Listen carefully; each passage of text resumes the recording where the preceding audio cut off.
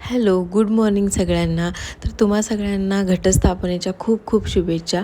मी इकडे दार क्लीन केलं, त्याच्यानंतर 2-2 फुले वाहिली, हळदी-कुंकू वाहिला हुंबऱ्यावरती. मी रांगोळी नाही काढत कारण रांगोळी पसरते.